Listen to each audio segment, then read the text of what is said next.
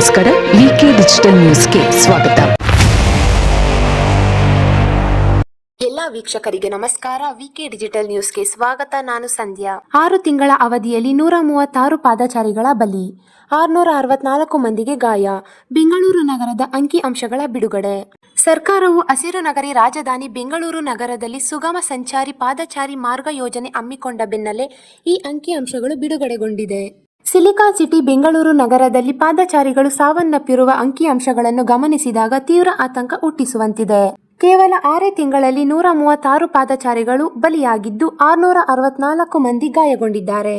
ರಸ್ತೆ ದಾಟಲು ಹೋಗಿ ಅಥವಾ ಸುಗಮ ಮಾರ್ಗಗಳಿಲ್ಲದೆ ಪ್ರಾಣ ಕಳೆದುಕೊಳ್ಳುತ್ತಿರುವ ಪಾದಚಾರಿಗಳ ಸಂಖ್ಯೆ ದಿನೇ ದಿನೇ ಹೆಚ್ಚಾಗುತ್ತಿರುವುದು ಬೆಳಕಿಗೆ ಬಂದಿದೆ. ಕಳೆದ ಕೇವಲ 6 ತಿಂಗಳಲ್ಲೇ ಅಂದರೆ ಜೂನ್ ಅಂತ್ಯದವರೆಗೆ ಬರೋಬ್ಬರಿ 136 ಜನ ಪಾದಚಾರಿಗಳು ರಸ್ತೆ ಅಪಘಾತದಲ್ಲಿ ಸಾವನ್ನಪ್ಪಿದ್ದಾರೆ. ಜೊತೆಗೆ 664 ಜನರು ಗಾಯಗೊಂಡಿದ್ದಾರೆ. ಇತ್ತೀಚೆಗಷ್ಟೇ ಸರ್ಕಾರವು ನಗರದಲ್ಲಿ ಸುಗಮ ಪಾದಚಾರಿ ಮಾರ್ಗ ಯೋಜನೆಯನ್ನು ಹಮ್ಮಿಕೊಂಡ ಬೆನ್ನಲ್ಲೇ ಈ ಅಂಕಿಅಂಶಗಳು ಬಿಡುಗಡೆಯಾಗಿವೆ. ಕಳೆದ 4 ವರ್ಷಗಳಲ್ಲಿ ಬಲಿಯಾದ ವಿವರ ಈ ರೀತಿ ಇದೆ. 2023ರಲ್ಲಿ 292 ಸಾವು ಆಗಿದ್ದು, 2024ರಲ್ಲಿ 246 ಮಂದಿ ಬಲಿಯಾಗಿದ್ದು, 2025ರಲ್ಲಿ 257 ಜನ ಬಲಿ ಪಡೆದುಕೊಂಡಿದೆ.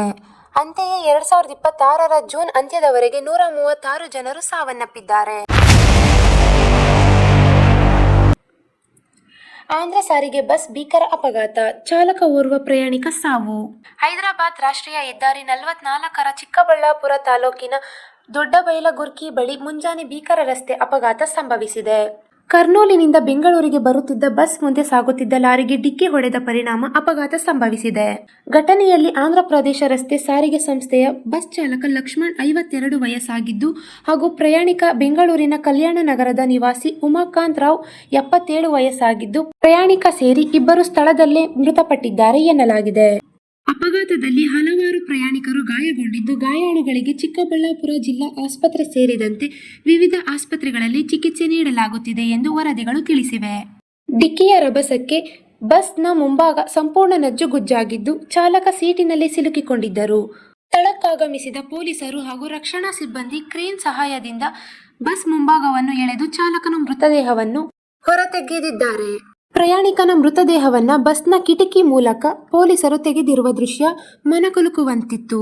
ಅಪಘಾತ ಮಾಹಿತಿ ತಿಳಿಯುತ್ತಿದ್ದಂತೆ ಪೇರೆಸಂದ್ರ ಪೊಲೀಸರು ಸ್ಥಳಕ್ಕೆ ಭೇಟಿ ನೀಡಿ ಪರಿಶೀಲನೆ ನಡೆಸಿದ್ದು, ಅಪಘಾತಕ್ಕೀಡಾದ ಬಸ್ ಹಾಗೂ ಲಾರಿಯನ್ನ ತೆರವುಗೊಳಿಸಿ ವಾಹನ ಸಂಚಾರಕ್ಕೆ ಮುಕ್ತ ಮಾಡಿಕೊಟ್ಟಿದ್ದಾರೆ. ಇದು ಈವರೆಗಿನ ಸುದ್ದಿಗಳು. ಮತ್ತಷ್ಟು ಸುದ್ದಿಗಳಿಗಾಗಿ ನೋಡ್ತಾ ಇರಿ ವಿಕೆ ಡಿಜಿಟಲ್ ನ್ಯೂಸ್. ವೀಕ್ಷಕರೇ, ವಿಕೆ ಡಿಜಿಟಲ್ ನ್ಯೂಸ್ ಯೂಟ್ಯೂಬ್ ಚಾನಲ್ ಅನ್ನು ಲೈಕ್ ಮಾಡಿ, ಸಬ್ಸ್ಕ್ರೈಬ್ ಮಾಡಿ ಮತ್ತು ಹೆಚ್ಚಿನ ಜನರಿಗೆ ಶೇರ್ ಮಾಡಿ.